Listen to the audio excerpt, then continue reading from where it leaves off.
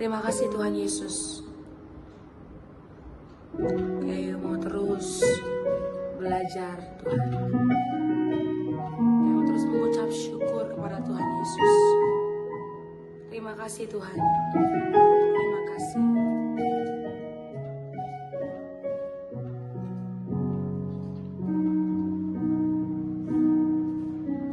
Ku tak membawa apapun juga saat ku datang ke dunia. Ku tinggal semua pada akhirnya saat ku kembali ke surga. Inilah yang ku punya, hati sebagai hamba yang mau taat dan setia padamu Bapa, kemanapun ku bawa. Hati yang menyembah dalam roda kebenaran sampai selamanya. Terima kasih Tuhan Yesus. Ku tak membawa apapun juga saat ku datang ke dunia. Ku tinggal semua pada akhirnya saat ku kembali ke surga. Inilah yang ku punya, hati sebagai hamba yang mau taat dan setia padamu Bapa, kemanapun ku bawa. Hati yang menyembah dalam roda kebenaran sampai selamanya. Inilah yang ku punya, hati sebagai hamba yang mau taat dan setia padamu Bapa, kemanapun ku bawa. Hati yang menyembah dalam roda kebenaran sampai selamanya.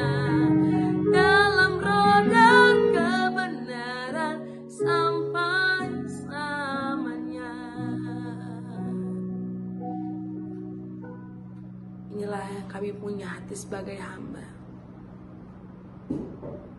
Kami mau terus tunduk dan taat kepadamu Tuhan. Ini kerinduan kami. Saat ini kami mau diajar Tuhan melalui firman. Tuhan bersabda bagi kami dan ajar kami memahami. Dalam nama Tuhan Yesus kami berdoa dan mengucap syukur. Haleluya. Amin.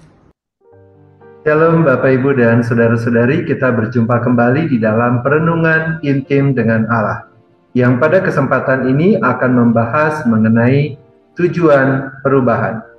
Firman Tuhan yang akan kita pelajari bersama terdapat pada kitab Roma 6, ayatnya yang ke-8 sampai dengan ayatnya yang ke-14. Berikut adalah firman Tuhan di dalam Roma 6, ayatnya yang ke-8 sampai dengan ayatnya yang ke-14. Jadi jika kita telah mati dengan Kristus, kita percaya bahwa kita akan hidup juga dengan Dia. Karena kita tahu bahwa Kristus sesudah Ia bangkit dari antara orang mati, tidak mati lagi. Maut tidak berkuasa lagi atas Dia. Sebab kematiannya adalah kematian terhadap dosa, satu kali dan untuk selama-lamanya, dan kehidupannya adalah kehidupan bagi Allah. Demikianlah hendaknya kamu memandangnya, bahwa kamu telah mati bagi dosa, tetapi kamu hidup bagi Allah dalam Kristus Yesus. Sebab itu hendaklah dosa jangan berkuasa lagi dalam tubuhmu yang fana, supaya kamu jangan lagi menuruti keinginannya. Dan janganlah kamu menyerahkan anggota-anggota tubuhmu kepada dosa untuk dipakai sebagai senjata kelaliman, Tetapi serahkanlah dirimu kepada Allah sebagai orang-orang yang dahulu mati, tetapi yang sekarang hidup. Dan serahkanlah anggota-anggota tubuhmu kepada Allah untuk menjadi senjata-senjata kebenaran. Sebab kamu tidak akan dikuasai lagi oleh dosa, karena kamu tidak berada di bawah hukum Taurat, tetapi di bawah kasih karunia. Demikianlah pembacaan firman Tuhan. Berbahagialah kita yang mendengarnya dan tekun melaksanakannya. Bapak, Ibu, dan saudara-saudari, bayangkanlah sebuah katana, pedang legendaris Jepang yang terkenal bukan hanya karena keindahannya, tetapi karena kekuatannya yang tidak tertandingi. Perjalanan katana dimulai dari sesuatu yang sederhana yang disebut tamahagane, baja tradisional yang diperoleh dari pasir besi. Pada awalnya, tamahagane hanyalah bongkahan kasar, tidak indah dan rapuh. Namun di tangan sang pandai besi, ia melewati proses panjang, dibakar dalam api, ditempa berulang-ulang, dilipat hingga ratusan kali, lalu dicelupkan ke dalam air dingin. Setiap tahapan bukanlah tanpa maksud. Hasil akhirnya adalah sebuah pedang yang indah, tajam, dan kuat, alat yang dapat dipercaya dalam peperangan. Inilah gambaran yang menolong kita memahami apa yang Paulus sampaikan dalam Roma 6 ayat 8-14. Hidup kita ketika kita percaya kepada Kristus ibarat tamahagane itu. Kita dipersatukan dengan kematian dan kebangkitan Kristus. Itu adalah titik awal perjalanan iman kita. Namun sebagaimana bongkahan baja tidak langsung menjadi katana yang sempurna, demikian juga hidup kita.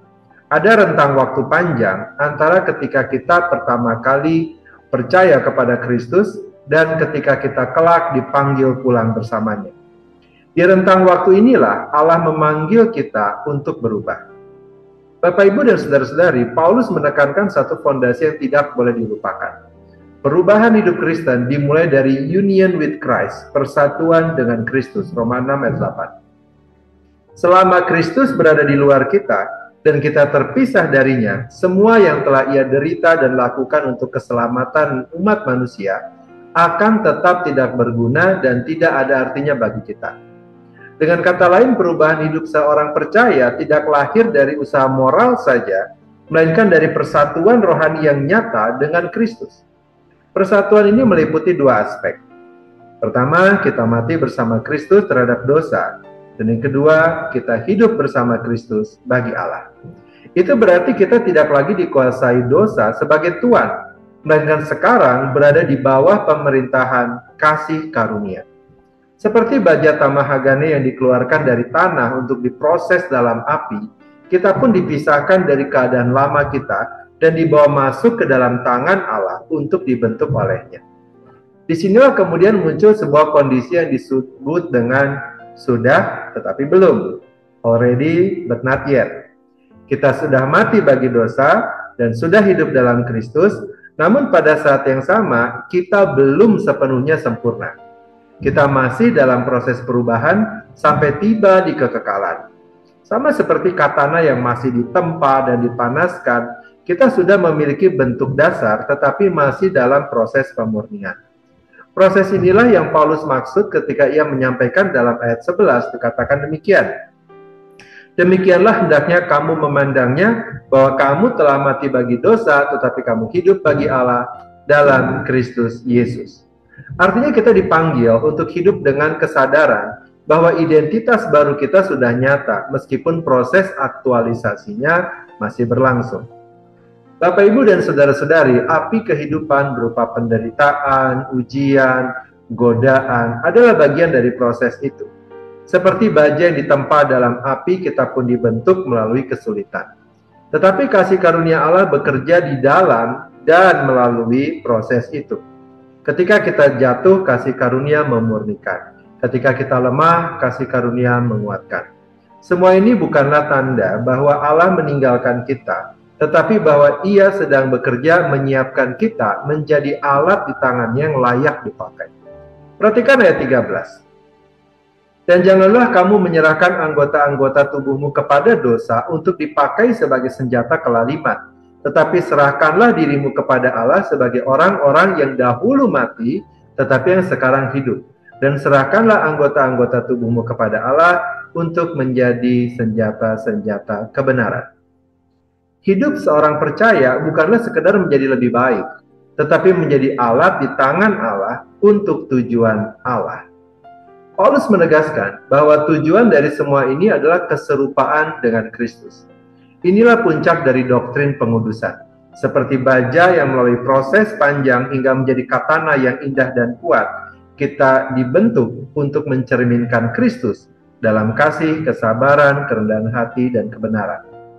Seorang teolog bernama John Owen di dalam tulisannya yang berjudul The Mortification of Sin mengingatkan, kematian terhadap dosa bukanlah tujuan akhir.